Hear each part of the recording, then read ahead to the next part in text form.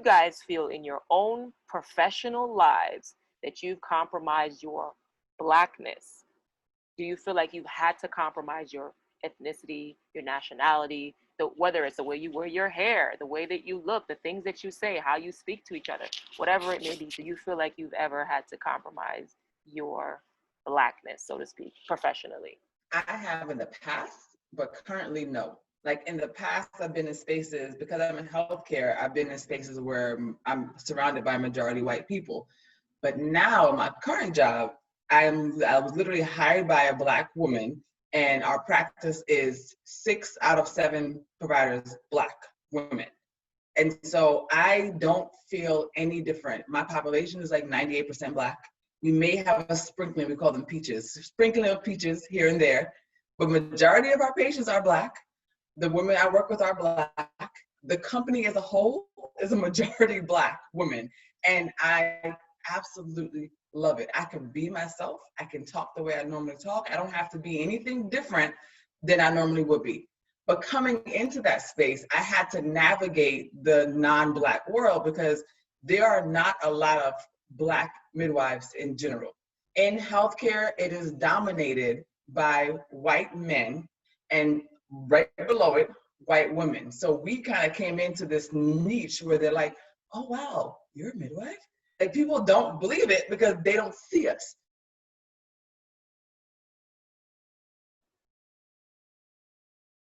Froze. Is everybody frozen?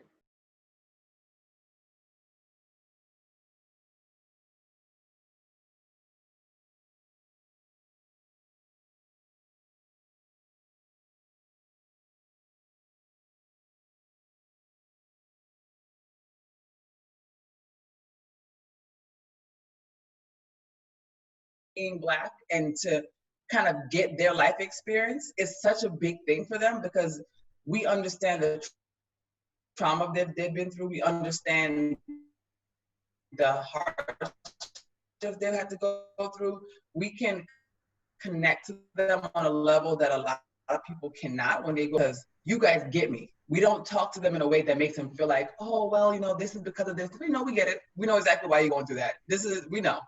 And we can help them navigate those other white spaces because the hospital we deliver at is a white hospital. So it's like the majority of the nurses there are going to be white. So we help them navigate that space when otherwise they're like, here come that Black girl. She's about to be all this noise. She's gonna be loud. And we're like, well, no, you don't understand her background. She's coming in with a lot of trauma that you don't understand. And because we were in that space with her, we can give her that.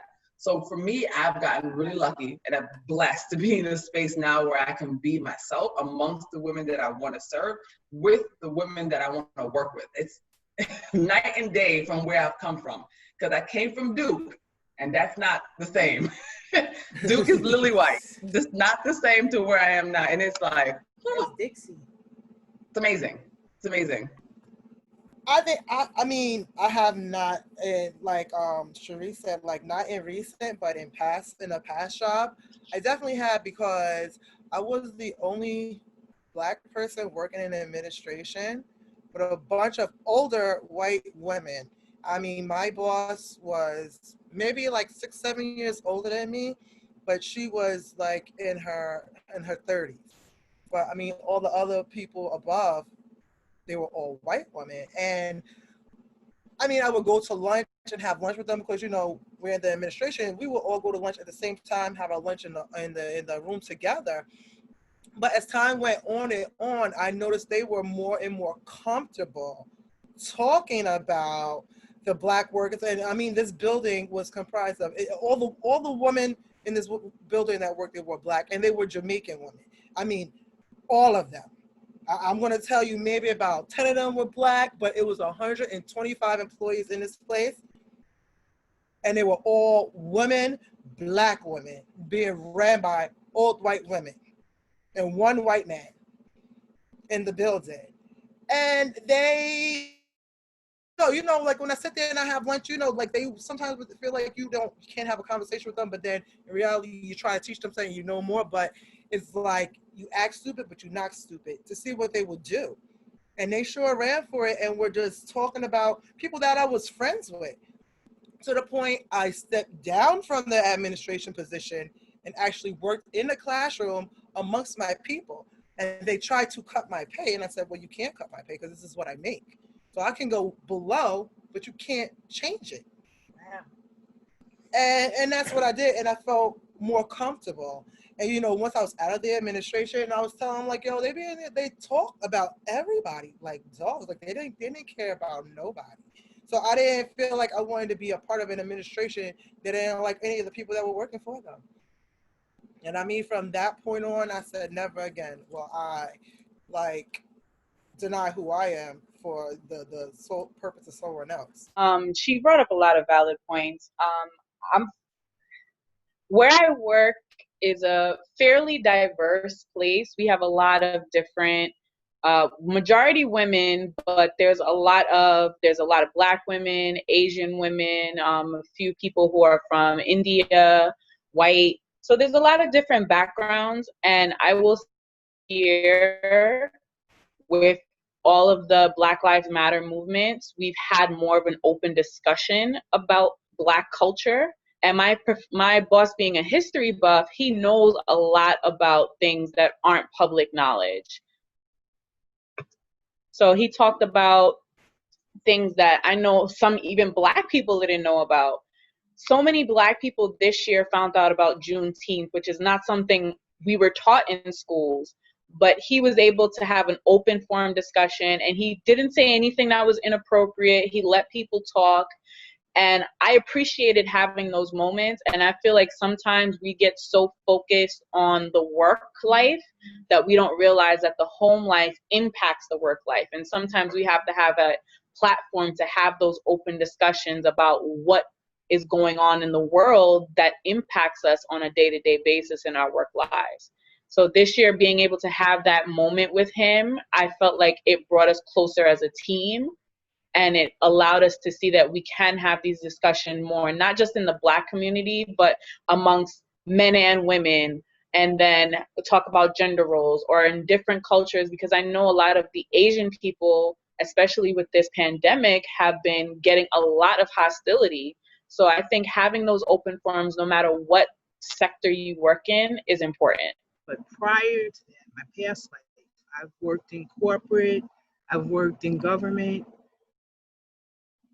and in those roles, I was in spaces and in the administrative levels. So yes, I did see a lot of what LaRonda mentioned, where things start getting said in your presence, like you're not there. It's like you're part of the furniture. I would be in the lunchroom reading sometime, and these would be like mid-level managers would come through the kitchen, and you're talking to your coworker, and sometimes the things that were said was like, really? and I would go back to, like, during slavery times, how while you're serving dinner, they're talking about buying you, selling you, whipping you, all types of stuff. Like, you're not there. Like, you're not in charge of their food. You're not in charge of their drink. You're not in charge of taking care of the babies. And that stuff's hardwired, and it still goes on. But you're not supposed to. And then I've also worked with people that we did have open and honest discussions and relationships. And if you don't share your culture, if I don't ever interact with you outside of the workplace, I don't really know you. I can't say I know you if I don't know how you respond in your real life outside the office, because we all wear different hats in the workplace. We code switch. And now I don't have to do that. And I can bring all my tools to my people in the workplace and put my best foot forward and make sure I share all of the information that I have to give them to help them get where they need to go. So yeah, and I don't think I could do what I do and not do that. That wouldn't be being authentic to myself. You are correct. I mean, if nothing else, 2020 has done is definitely shed a light on a lot of the things that were wrong, right? Not just in white America, but in our own Mm-hmm. backyards, right? So 2020 definitely pointed out so much that as a people that we gotta work on. You know, as women of color, we gotta work on. As women in general, and as a people in general, as human beings in general, we all have a lot of work to do. So, I mean, it's not about what's better, right? It's about every generation making some level of improvement in what they got, right? Your parents gave you this for you to make something different and better for your children. Not perfect, but better. And the idea is for us to improve as a people and as human beings together. So again, back on this constructive criticism where it's a service thing, you know, there's always room for improvement. There's always something that you can be doing better. I don't like the fact that black is a trend. Being black is a trend. Our culture is robbed more than any other culture, right? We are the ones, we're taking bits and pieces of more than any other culture, yet we're a trend, right? So this week in Fashion Week, they're gonna put a nice chocolate woman on there, and the white girl's gonna have cornrows, and we're gonna go, yes, black culture, right? We're gonna be like, that's great. But we need to make certain things happen. We need to put claims to certain things and create something better for those that we're leaving the world behind too. Regardless, it's gonna take everybody, whether you're black, whether you're white, whether you're Hispanic, you think you're Italian, whatever it may be. As people, as human beings, we all really have to improve.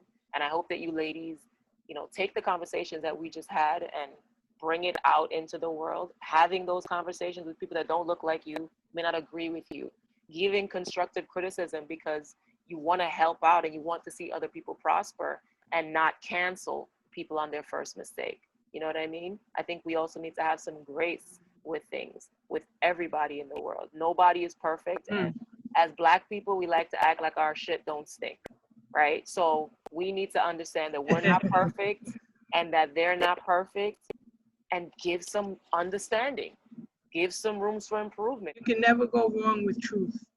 And if they don't like it, and like you said, it's how you present it. But you have to speak your truth.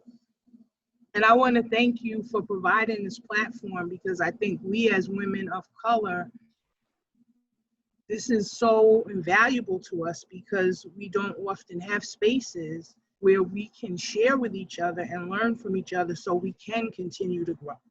You know, like our grandmothers had, you know, after they got everybody off to work and school, they have their cup of coffee and chat over the clothesline. We all work, we're doing multiple things, wearing multiple hats, so we don't get that opportunity.